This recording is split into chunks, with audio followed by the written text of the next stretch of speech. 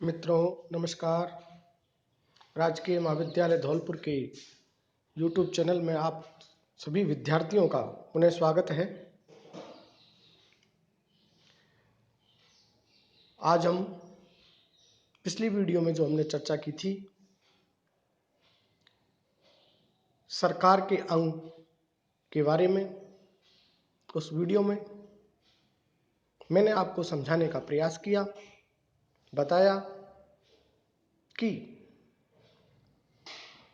सरकार से पूर्व हमें राज्य को समझना होगा और राज्य क्या है इसके बारे में मैंने समझाया कि निश्चित भूभाग, निश्चित जनसंख्या, सरकार और संप्रभुता, इन चारों अंगों से मिलकर राज्य का निर्माण होता है और राज्य के अंतर्गत एक महत्वपूर्ण भाग सरकार होती है अथवा शासन, जिसके बारे में, उसके अंगों के बारे में हमने पिछली वीडियो में सूक्ष्म रूप में उसका अध्ययन किया था कि शासन के 3 अंग होते हैं, सरकार के 3 अंग होते हैं।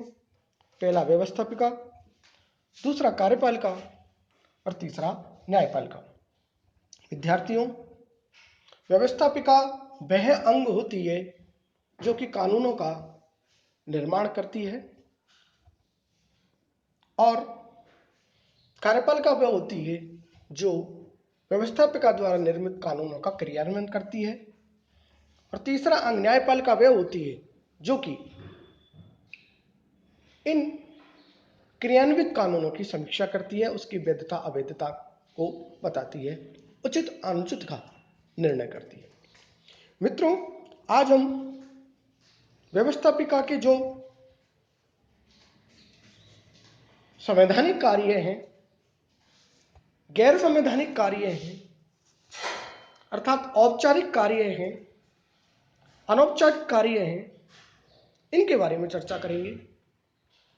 मित्रों, जैसा कि नाम से विदित है, हमारे संविधान या अन्य किसी भी देश के संविधान ने व्यवस्थापिका को संवैधानिक कार्य सौंपे हैं जिन्हें हम औपचारिक कार्य कहते हैं।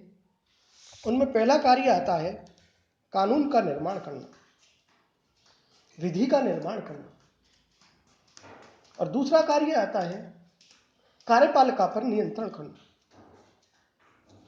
तीसरा कार्य आता है वित्तीय नियंत्रण करना। चौथा कार्य आता है न्यायपालिका संबंधी कार्य भी स्वयं खुद व्यवस्थापिका करती है। कैसे करती है इसे हम अभी समझाएंगे। अगला कार्य व्यवस्थापिका का निर्वाचन संबंधी कार्य भी होता है, उसको भी हम समझाएंगे। और लास्ट में संविधान संशोधन संबंधी कार्य भी व्यवस्थापिका के द्वारा ही संपन्न किए जाते हैं, भिन्न भिन्न देशों की व्यवस्थापिकाओं के द्वारा। मित्रों, हम किसी आज पर्टिकुलर भारत देश की बात नहीं कर रहे हैं, सभी देशों की व्यवस्थापिका के बारे में चर्चा कर रहे हैं, बता रहे हैं, समझा रहे हैं कि व्यवस्थापिका किस प्रकार से अपने दायित्वों का निर्वहन करती है, औपचारिक कार्यों को करती है, कानून का किस प्रकार से निर्माण करती है। कानून निर्माण के संबंध में विधानमंडल ही विधेयकों पर विचार विमर्श करने के पश्चात उन्हें पारित करता है और पुराने कानूनों में संशोधन करना, परिवर्तन करना, अप्रासंगिक कानूनों को समाप्त करने का कार्य भी विधानमंडल के द्वारा ही संपन्न किए जाते हैं। कार्यपालिका पर किस प्रकार से नियंत्रण रखती है? व्यवस्थापिका कार्यपालिका की नीतियों पर, उसके कार्यों पर प्रश्न पूछकर, प्रस्ताव पारित करके, निंदा और अविश्वास प्रस्ताव पारित करके नियंत्रण रखने का प्रयास करती है। संसदीय मंत्रिमंडल तभी तक अपने पद पर रह सकता है जब तक कि उसे व्यवस्थापिका का विश्वास प्राप्त हो। अध्यक्षात्मक प्रणाली में भी व्यवस्थापिका कार्यपालिका के कार्यों पर किसी न किसी रूप में नियंत्रण अवश्य रखती है।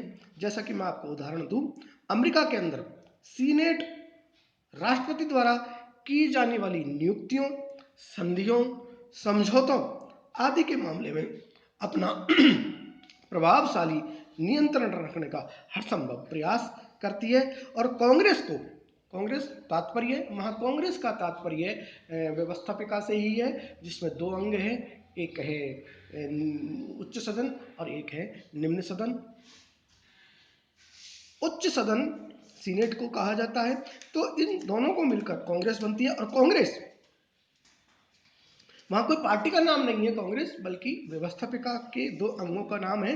और कांग्रेस राष्ट्रपति को महाभियोग के द्वारा हटा सकती है तथा सीनेट मंत्रियों के भ्रष्ट आचरण की जांच भी कर सकती है। इस प्रकार से व्यवस्थापिका कार्यपालिका पर नियंत्रण रखती है।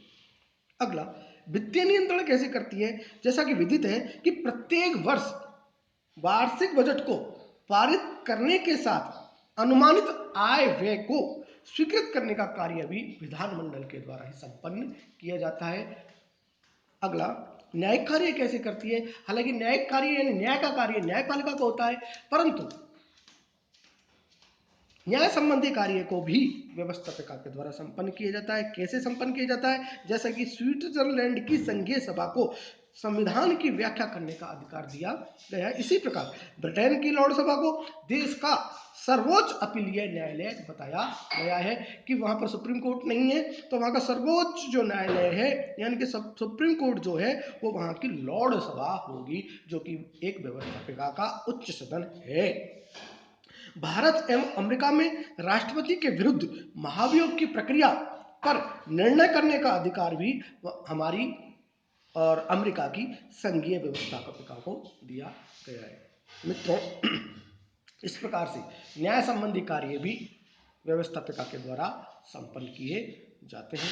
इसके अलावा निर्वाचन संबंधी जो कार्य है मित्रों, निर्वाचन संबंधी कार्य हालांकि निर्वाचन आयोग का होता है, भारत में निर्वाचन आयोग का कार्य निर्वाचन संबंधी कार्य होते हैं, लेकिन कुछ निर्वाचन ऐसे भी होती हैं जिन निर्वाचनों को करने के लिए व्यवस्थापिका को अपने कार्यों को संपन्न करना होता है। जैसे राष्ट्रपति, भारत के अंदर राष्ट्रपति के निर्वाचन के संबंध में राज्यों के विधानमंडल और केंद्र के संसद दोनों मिलकर राष्ट्रपति का निर्वाचन करते हैं। इस प्रकार से निर्वाचन संबंधी कार्य करते हैं।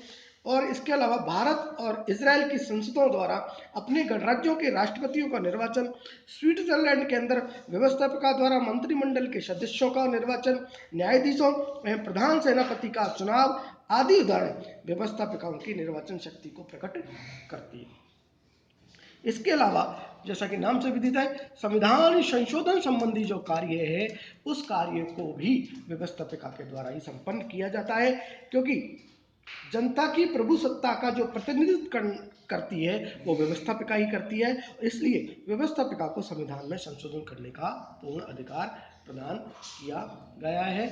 इस प्रकार से मित्रों, व्यवस्थापिका के ये जो संवैधानिक और औपचारिक कार्य है इसके बारे में मैंने विस्तार से चर्चा की। अगली वीडियो में, चूंकि वीडियो ज़्यादा लंबा नहीं हो इसलिए व्यवस्थापिका के ही राजनीतिक कार्यों को मैं समझाने का प्रयास करूंगा, जो कि अनौपचारिक कार्य के अंतर्गत आते हैं। जिन विद्यार्थियों ने मेरे वीडियो को ध्यान से नहीं सुना है वो मेरे वीडियो को ध्यान से सुने, अगले वीडियो को देखें, पिछले वीडियो को देखें, ताकि आपके हर टॉपिक पर अच्छी बातें आपको उपलब्ध हो सके, समझ सकें। और कमेंट्स बॉक्स में अपने ज़रूर कमेंट्स करें। अगर अच्छा लगे तो मेरे वीडियो को सब्सक्राइब करें, लाइक करें। तब तक के लिए धन्यवाद।